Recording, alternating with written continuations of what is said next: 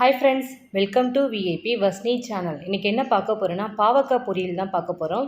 எல்லாருமே செய்கிற அஸ்யூஷுவல் பாவக்காய் தானே நினைப்பீங்க. நிறைய பேருக்கு வந்து அந்த பாவக்காய் வந்து கசப்பு போகிறதுக்காக நம்ம புளி அந்த மாதிரி ஸ்வீட் அந்த மாதிரி ஆட் பண்ணுவாங்க. பாவக்காயை வந்து கசப்புக்காக தான் நம்ம சாப்பிட்றதே. அதுவும் நம்ம வயிற்றில் இருக்க பூச்சி எல்லாமே சாகிறதுக்காக தான் முக்கியமாக நம்ம சாப்பிட்றதே. ஸோ அந்த கசப்பு எடுத்துகிட்டிங்கன்னா அந்த பாவக்காயில் நமக்கு எந்த ஒரு யூஸுமே இல்லை. அந்த கசப்போடு நம்ம அப்படியே சாப்பிட்ணும். அதுதான் நமக்கு நல்லது உடம்புக்கும் கூட. ஸோ நான் எப்போவுமே பார்த்திங்கன்னா பாவக்காய் வாங்கிட்டு இந்த மாதிரி தான் நான் சமைச்சு சாப்பிடுவேன். ஸோ நான் பண்ண விஷயம் உங்களுக்கு ஷேர் பண்ணலான்றதுக்காக வீடியோஸ்லாம் நான் இன்றைக்கி போட்டிருக்கேன். ஸோ வீடியோஸை ஸ்கிப் பண்ணாமல் பாருங்கள். அப்போ தான் நான் இன்றைக்கி எப்படி பாவக்காய் சமையல் பண்ணுறேன் உங்களுக்கு தெரியும். ஃபஸ்ட் டைம் சேனலில் பார்க்குறவங்களும் அப்படின்னா சப்ஸ்கிரைப் பண்ண கொஞ்சம் கிளிக் பண்ணிக்கோங்க. பக்கத்தில் இருக்கிற பெல் ஐக்கானை கிளிக் பண்ணும்போது ஆல்ன்ற ஆப்ஷன் கொடுத்தீங்கன்னா நான் போகிற வீடியோஸ்லாம் அந்த ஸ்பாட்டில் வந்து சேரும். வாங்க வீடியோஸ்குள்ளே போகலாம். நான் இன்றைக்கி பண்ண போகிற பாவக்காய் பொரியல் பார்த்திங்கன்னா எல்லாமே எங்கள் வீட்டில் விளைஞ்ச பாவக்காய் தான்.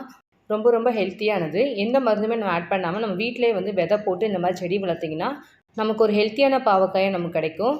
அதே மாதிரி நம்ம குக் பண்ணுற அந்த பாவக்காயிலே நமக்கு நிறைய சீட் இருக்கும். அதே திரும்பி நம்ம ரீப்ரொடக்ஷன் மாதிரி ஸ்டார்ட் பண்ணலாம். அந்த விதையிலே நமக்கு வந்து நிறைய காய் கிடைக்கும்.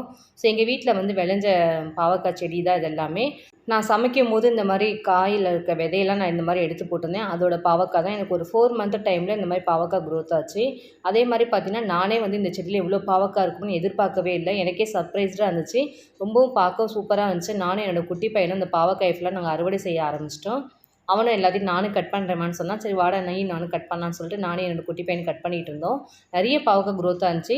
சரி இந்த ஸ்டேஜில் நம்ம பாவக்காய் வந்து கட் பண்ணி நம்ம சமைச்சா தான் நமக்கு அதில் கசப்பு தன்மை அதிகமாக இருக்கும். அதேமாதிரி நம்ம வயிற்றில் இருக்க பூச்சி எல்லாமே க்ளீனாகவும் வரும். மேக்ஸிமம் பார்த்திங்கன்னா நிறைய பேர் வந்து ரொம்ப பெரிய பாவக்காய் வாங்குவாங்க. அந்த மாதிரி வாங்காதீங்க. இந்த மாதிரி சின்ன சின்ன பாவக்காயில் சமைச்சு பாருங்களேன். நமக்கு ஒரு ஃபுல் சத்துமே அது அந்த பாவக்காயில் தான் இருக்குது. எங்கள் வீட்டில் அறுவடை பண்ண பாவக்காய் இவ்வளோ தான்.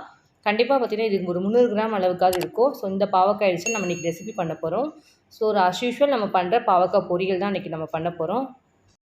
அதுவும் நம்ம வீட்டில் விளைஞ்ச இந்த பாவக்காயில் சமைக்கும் போது அதோடய ஃபீலே வேறு லெவலில் இருக்கும். நான் இன்றைக்கி வந்து பாவக்காய் ஃபுல்லாக வாஷ் பண்ணி எடுத்துகிட்டு வந்திருக்கேன். ஸோ நம்ம பாவக்காயை ஃபஸ்ட்டு கட் பண்ண ஸ்டார்ட் பண்ணிடலாம். எனக்கு வந்து உள்ளே வந்து கொஞ்சம் பாவக்காயெலாம் பழுத்துருக்குது. காய் நல்லா இருக்குது. பட் உள்ளே இருக்க சீடு மட்டும் பழுத்துருக்கு.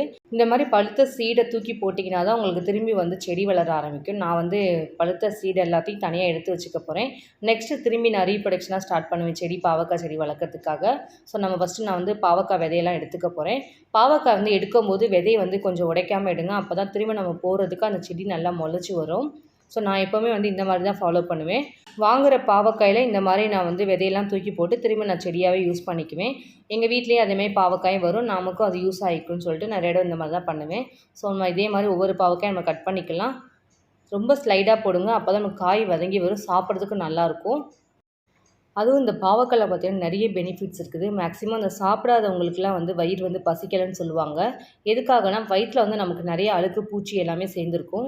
இந்த பாவக்காய் சாப்பிட்டிங்கன்னா நமக்கு வயிற்றில் இருக்க பூச்சி எல்லாமே செத்துரும். திரும்ப அது இறந்துட்டனால நம்ம வயிறு ஃபுல்லாக க்ளீன் ஆகிடும். ஸோ அப்போ நம்ம வந்து திரும்ப நமக்கு பசி எடுக்க ஆரம்பிக்கும். எங்கள் வீட்டில் இருக்கிற எல்லாருமே இந்த மாதிரி வீக்லி ஒன்ஸ் இந்த பாவக்காயை நாங்கள் வந்து சமைச்சு சாப்பிடுவோம். ரொம்ப நல்லது உடம்புக்கு. வயிற்றையும் நல்லா க்ளீன் பண்ணி நமக்கு கொடுக்கும். பூச்சி எல்லாமே செத்துரும். ஸோ இந்த பாவக்காயை நம்ம சமைக்க ஸ்டார்ட் பண்ணிடலாம். ஸ்டவ் ஆன் பண்ணிட்டு ஒரு பேன் வச்சுக்கலாம். பேன் நல்லா ஹீட் ஆனதுக்கப்புறம் ஆயில் சேர்த்துக்கலாம். நம்ம வந்து பொரியல் மாதிரி தான் இன்றைக்கி நம்ம செய்ய போகிறோம். ஸோ அதனால் கொஞ்சமாக ஆயில் சேர்த்துக்கலாம். ஆயில் நல்லா ஹீட் ஆனதுக்கப்புறம் ஒரு 1/2 டீஸ்பூன் கடுகு சேர்த்துக்கலாம். கடுகு நல்லா எப்போவுமே பொரியணும். அந்த பொரிஞ்சால் தான் அதோடய ஃப்ளேவரே நமக்கு நல்லாயிருக்கும். ஸோ நான் இன்றைக்கி பார்த்திங்கன்னா ஒரு 1/4 கிலோ அளவுக்கு சின்ன வெங்காயம் எடுத்திருக்கேன். அதை பொடிசாக நறுக்கி எடுத்திருக்கேன். ஸோ அந்த வெங்காயத்தை சேர்த்துக்கலாம். சின்ன வெங்காயத்தில் பண்ணால் எல்லாமே நல்லாயிருக்கும். அதுவும் நம்ம வீட்டுக்கு இந்த மாதிரி நம்ம சின்ன வெங்காயத்தில் மேக்ஸிமம் யூஸ் பண்ணி செய்யுங்க. இன்னும் டேஸ்ட் நல்லாயிருக்கும். உடம்புக்கும் ரொம்ப நல்லது. ஸோ ஆல்மோஸ்ட் நல்லா வெங்காயத்தை நல்லா கரண்டி வச்சு நல்லா வதக்கி விட்டுக்கலாம். கருவேப்பிலை தேவையான அளவுக்கு கொஞ்சம் சேர்த்துக்கலாம். இதையும் நம்ம கரண்டி வச்சு ஃபுல்லாக மிக்ஸ் பண்ணி விட்டுக்கலாம். அந்த வெங்காயம் அந்த கருவேப்பிலையும் நல்லா ஃப்ரை ஆகணும். அதுக்கப்புறம் நம்ம தக்காளி சேர்த்துக்கலாம்.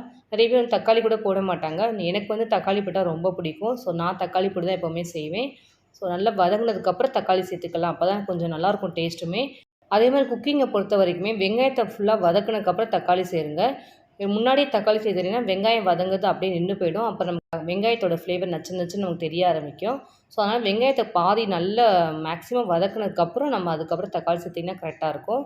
ஸோ தக்காளி நம்ம இதோடு சேர்த்து நல்லா வதக்கி விட்டுக்கலாம். அதே மாதிரி தக்காளி வெங்காயம் வதக்கும் போது கொஞ்சம் தேவையான கொஞ்சம் உப்பு போட்டுக்கோங்க. அந்த டைமில் இன்னும் சூப்பராக நமக்கு சீக்கிரமாகவே வதங்கிடும்.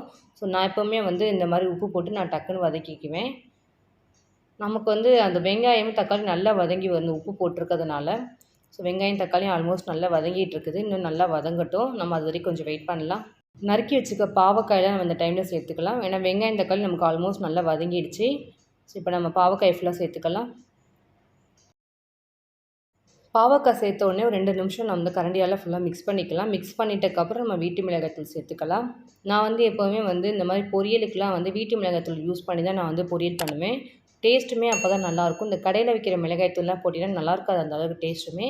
நம்ம வீட்டில் எப்போவுமே அரைச்சி யூஸ் பண்ணுறதே பண்ணுங்களேன், இன்னும் சூப்பராக இருக்கும் அந்த பொரியல் எல்லாமே. ஸோ நான் வந்து தேவையான அளவுக்கு 1 ஸ்பூன் அளவுக்கு மிளகாய்த்தூள் சேர்த்துக்கிறேன். கரண்டி வச்சு ஃபுல்லாக மிக்ஸ் பண்ணிக்கலாம். அதே மாதிரி மிளகாய்த்தூள் சேர்த்த உடனே வந்து தண்ணி ஊற்றிடாதீங்க. காயோட டேஸ்ட் மாறிடும். இந்த மாதிரி மிளகாய்த்தூள் போட்டு வெறும் நம்ம அந்த காயை ஃபுல்லாக நம்ம வதக்கி எடுக்கணும் 2 நிமிஷத்துக்கு. வதக்குனதுக்கப்புறம் நம்ம தண்ணி ஊற்றி நம்ம கொதிக்க வச்சினா தான் அந்த காய் டேஸ்ட் நல்லாயிருக்கும். மசாலாவும் நமக்கு அந்த பாவக்காயில் போய் ஊறி போய் வரும். இந்த ஸ்டேஜில் கொஞ்சம் தேவையான அளவு தண்ணி சேர்த்துக்கலாம். தண்ணி வந்து ரொம்ப ஊற்ற வேணாம். ஒரு 1/2 கிளாஸ் அளவுக்கு தண்ணி ஊற்றிக்கோங்க, கரெக்டாக இருக்கும். தட்டு போட்டு மூடி நான் பாவக்காயை ஃபுல்லாக குக் பண்ணி எடுக்க போகிறேன். மேக்ஸிமம் வந்து ஓப்பன்லேயே விட்டு குக் பண்ணிங்கன்னா காய் கொஞ்சம் வேகவே வேகாது. இந்த மாதிரி தட்டு போட்டு மூடினீங்கன்னா நமக்கு காய் எல்லாமே நல்லா குக் ஆகிடும். சாப்பிடும்போது நமக்கு வெந்து போய் நல்லாயிருக்கும் டேஸ்ட்டுமே. கரண்டி வச்சு ஃபுல்லாக மிக்ஸ் பண்ணி விட்டுக்கலாம். இந்த தண்ணி ஃபுல்லாக ட்ரை ஆகிற வரைக்கும் நம்ம வதக்கி விட்டுக்கிட்டே இருக்கணும். அப்போ தான் நமக்கு அந்த பாவக்காய் வந்து நல்ல ஒரு பொரியல் ஸ்டேஜில் வரும். அப்பப்போ தட்டு போட்டு இந்த மாதிரி நம்ம அந்த பாவக்காய் ஃபுல்லாக நம்ம வேக வச்சு எடுத்துக்கணும். அப்போ தான் நமக்கு பாவக்காய் ஃபுல்லாக நல்லா குக் ஆகும். தண்ணியும் ஃபுல்லாக ட்ரை ஆகும். ஸோ ஆல்மோஸ்ட் ஃபஸ்ட்டுக்கு இப்போவும் பார்த்தீங்கன்னா கொஞ்சம் தண்ணி நல்லா ட்ரை ஆகிடுச்சு. காயும் கொஞ்சம் வெந்திருக்குது, இன்னும் கொஞ்சம் வேகணும். இந்த பாவக்காய் பொரியல் பார்த்திங்கன்னா எல்லா வெஜ்ஜு மீல்ஸுக்கும் சூப்பராக இருக்கும். ரசம், தயிர் சாதம், லெமன் ரைஸு, சாம்பாருக்கு எல்லாத்துக்குமே சூப்பராக இருக்கும். எந்த ஒரு ஃபுட்டுக்குமே இது நல்ல ஒரு காம்பினேஷனாக இருக்கும் இந்த சைட் டிஷ் பார்த்திங்கன்னா. ஸோ ஆல்மோஸ்ட் நமக்கு பாவக்காய் பொரியல் முடிஞ்சிருச்சு. இப்போ நம்ம ஸ்டவ்வை ஆஃப் பண்ணிட்டு வேறு ஒரு பிளேட்டில் சர்வ் பண்ணிடலாம். இந்த மாதிரி மெத்தடில் பண்ணிங்கன்னா பாவக்காவோட கசப்பு தன்மை கொஞ்சம் கூட குறையாமல் நமக்கு அப்படியே இருக்கும். மேக்ஸிமம் பாவக்காய் வந்து கசப்பே குறையாமல் நம்ம அப்படியே சாப்பிட்ணும். அப்போ தான் உடம்புக்கு ரொம்ப ரொம்ப நல்லது. எங்கள் வீட்டில் நாங்கள் இந்த மாதிரி தான் செஞ்சு சாப்பிடுவோம். உங்களுக்கு வீடியோ ஷேர் பண்ணுறதுக்காக இன்றைக்கி நான் வீடியோஸாக போட்டிருக்கேன். இன்றைக்கி என்னோடய ஸ்டைலில் உங்களுக்கு நான் பாவக்காய் பொரியல் எப்படி பண்ணால் நான் செஞ்சு காமிச்சிருக்கேன். கண்டிப்பாக நீங்களும் உங்கள் வீட்டில் ட்ரை பண்ணி பாருங்கள். ட்ரை பண்ணி பார்த்துட்டு டேஸ்ட் எப்படி கமெண்ட் செக்ஷனில் சொல்லுங்கள். என்னோடய வீடியோஸ் உங்களுக்கு பிடிச்சிச்சுன்னா லைக் பண்ணுங்கள், ஷேர் பண்ணுங்கள், கமெண்ட் பண்ணுங்கள், சப்ஸ்கிரைப் பண்ணுங்கள். பக்கத்தில் இருக்கிற பெல் ஐக்கானை கிளிக் பண்ணிவிடுங்க. Thank you friends.